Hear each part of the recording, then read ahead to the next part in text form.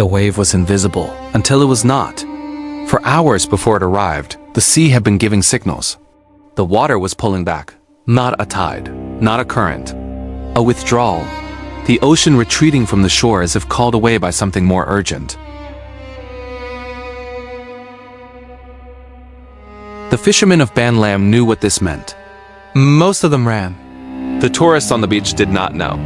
Ben and Sera were on that beach, and so was Anchor. Anchor was the reason both of them survived, and the reason they found each other again.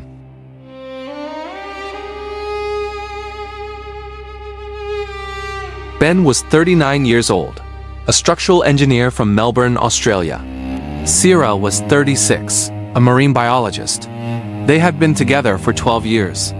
This trip was their anniversary.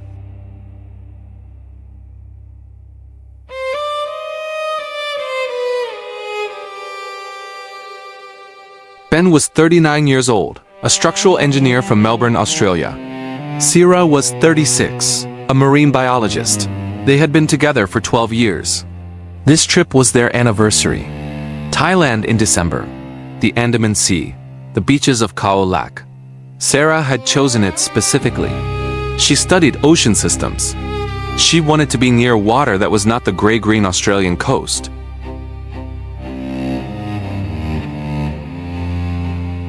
She had no way of knowing that the ocean she loved would test everything she had.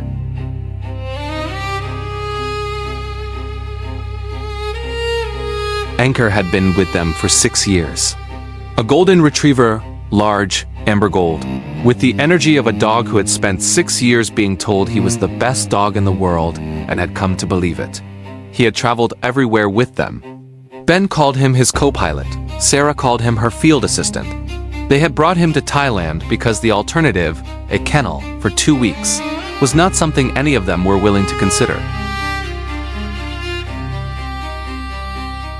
The morning of December 26th began as the best morning of the trip. Clear sky, the water impossibly blue. Ben had swum out early. He was a strong swimmer, comfortable in open water. Sera was at the water's edge with Anchor, collecting shell specimens for a colleague back in Melbourne. Anchor had been with them for 6 years. He had slept in 5-star hotels and on the floors of field research stations. He adapted to everything. He left nothing.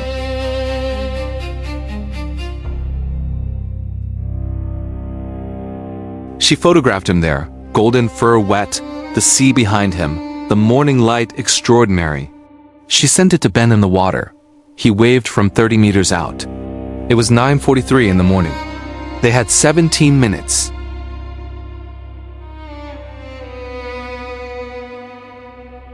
The sea pulled back at 9:58 a.m. Sera noticed it before the sound. As a marine biologist, she had spent years reading water. The horizon was wrong. She said one word. She said, "Ben." She said it at full volume across the water. Ben heard it. He heard the word and he heard what was behind the word. He began to swim toward shore immediately. Anchor had already moved, not toward the retreating water, away from it. He had turned from the sea and was pressing against Sera's legs, his full body weight pushing her backward, away from the receding waterline toward the beach. She stumbled back. He kept pressing. She moved. She did not question this. She had spent 12 years studying animals. She knew when an animal was giving information. She moved.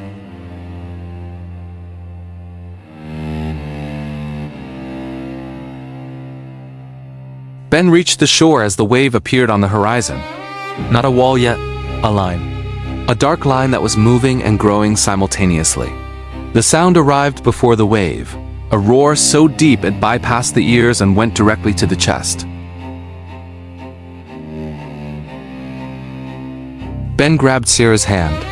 Anchor was already running, pressed against Sera's left side, matching her pace, his body a running brace. The hotel was 200 meters from the beach. They covered 120 meters before the leading edge reached their feet.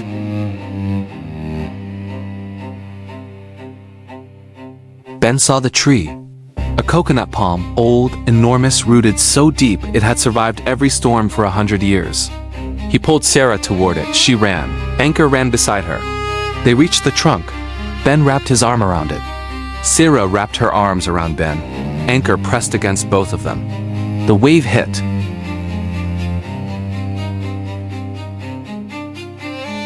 The force was unlike anything Ben had experienced. He was an engineer. He understood load-bearing structures. Nothing in his education had covered this.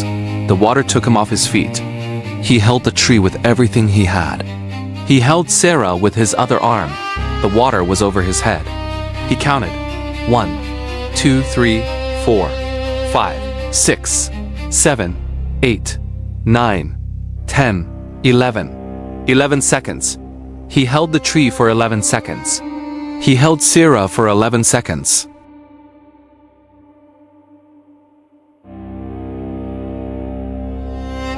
When the water dropped enough to breathe, both of them were still there.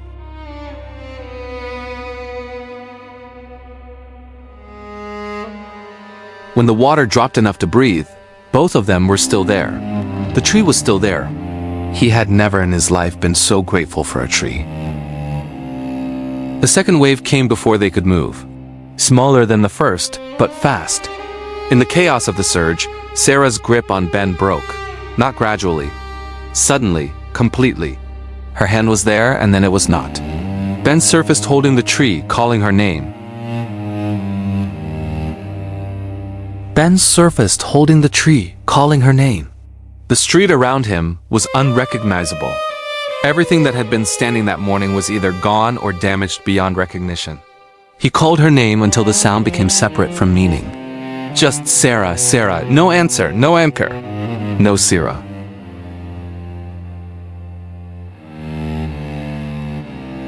Sera had gone into the water. Not deeply. The current had taken her sideways into a flooded alley between two concrete buildings. The buildings had held. She had found a drainpipe, vertical, fixed to the building wall, and wrapped her arms around it. The current pressed against her. She held.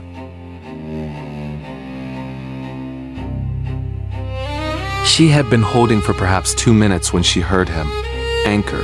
His bark, one sharp bark, close. She called his name. He appeared from upstream, swimming hard, his golden head above the water, the current working against him and him working harder. He reached her. She grabbed his harness with one hand. She held the drainpipe with the other. He pressed himself against her in the water, his warmth against her legs, his breathing steady and certain beside her face.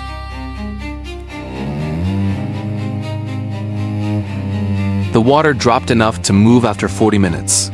Sera pulled herself and Anchor out of the alley and up a fire escape on the building's exterior, 3rd floor. The water below. Still moving, still brown, still carrying things that had been someone's life that morning.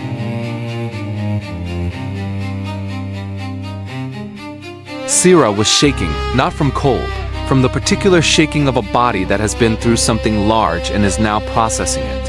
Anchor lay across her feet. His weight on her feet, warm and real and there. She looked at the flooded city below. She thought about Ben. She thought he held the tree. She had seen him reach the tree. She had seen his arm go around it. She chose to believe that arm had held.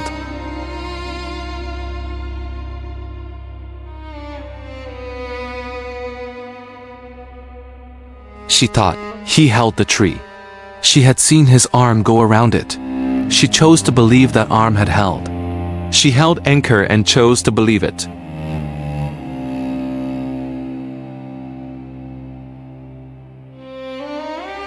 Ben climbed. He found a building with accessible stairs, a concrete hotel, partially damaged but standing. He went to the 3rd floor and looked. He looked for movement. He looked for gold. Anchor's color was specific, that amber gold, visible in almost any light. He scanned the debris field methodically. The way he would scan a damaged structure, section by section, nothing skipped.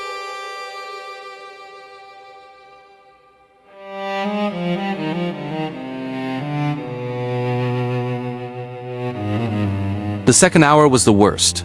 Ben could feel his body, the bruises from the tree, the gash on his forearm he had not noticed until the water cleared. He sat on the hotel roof and looked at the devastated city. He thought about 12 years. He thought about the moment her hand left his. He thought, she is a marine biologist. He thought, she knows water. The ocean she loved has tested her. She knows how to be tested. He believed this. He held it the way he had held the tree. With everything. On the fire escape, Anchor moved. He had been lying across Sera's feet. He stood up. His head came forward. His ears rotated. He was looking in the direction of the hotel where Ben was calling. Sera could hear nothing. Anchor could. His tail had begun to move. She called back. Full volume, full throat, everything she had. She called his name 3 times. On the hotel roof, Ben stopped calling. He heard something. He turned. He called her name again. She answered. The distance between them, approximately 200 meters of debris field. The water was ankle deep now, receded enough to move through. Ben came down from the hotel. Sera came down from the fire escape. And Anchor, already in the water, already moving faster than either of them, Anchor swam toward Ben's voice. He reached Ben before Sera did. He always reached people first.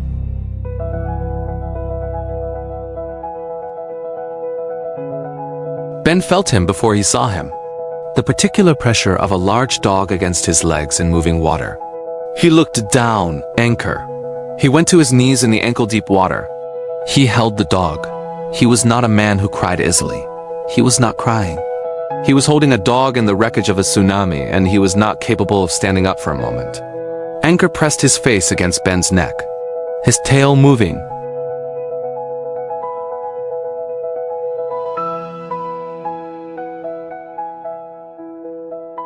And then, over Anchor's shoulder, coming through the debris field, Sera, moving toward him, alive.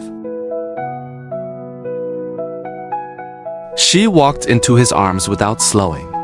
Neither of them spoke. Anchor pressed against both of them. The 3 of them stood in the water of the aftermath. The silence between them was everything words would have been too small for. The Thai rescue services reached their area at 3 in the afternoon. Ben had found a high dry point, the roof of a resort's concrete utility building, and they had waited.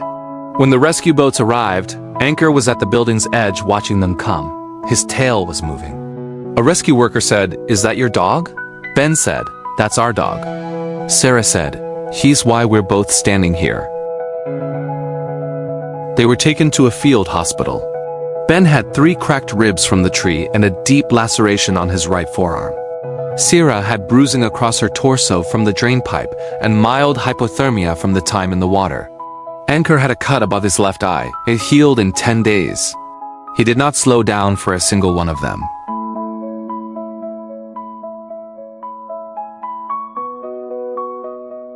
They stayed in Thailand for 5 more days.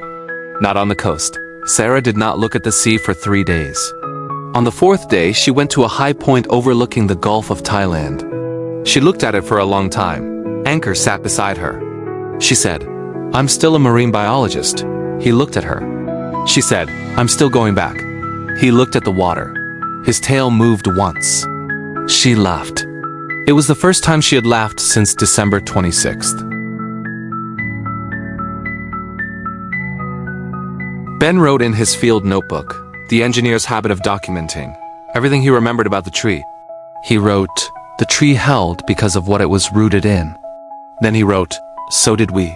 He never showed Sera that note. He did not need to. She already knew. Sera has published 2 papers since December 26th, both on tsunami warning systems, both referencing animal behavior as an early detection mechanism. She does not cite Anchor specifically. He is not a peer-reviewed subject. But she thinks about him every time she writes the words animal detection. She thinks about the moment he turned from the water. Before she saw the horizon change. Before anyone on that beach understood what was coming. Anchor understood. He turned. He pressed. He moved her. Anchor is 11 years old now. He moves more slowly.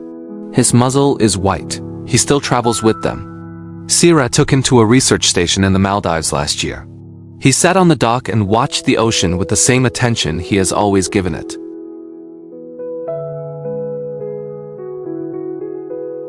Ben watched them sometimes, his wife on the dock, anchor beside her, the ocean around them. He thinks about a beach in Thailand. He thinks about a dog turning from the water. He thinks about the 2 seconds between that turn and the horizon changing. 2 seconds. The space between turning and not turning. The space between knowing and not knowing. The space between here and gone. Anchor turned. That is the whole story. That is all of it.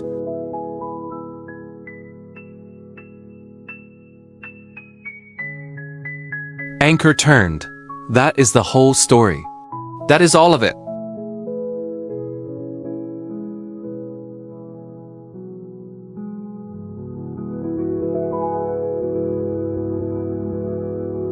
If this story moved you, share it with someone who needs to hear it today. Subscribe to Bound to Survive. A new story every week.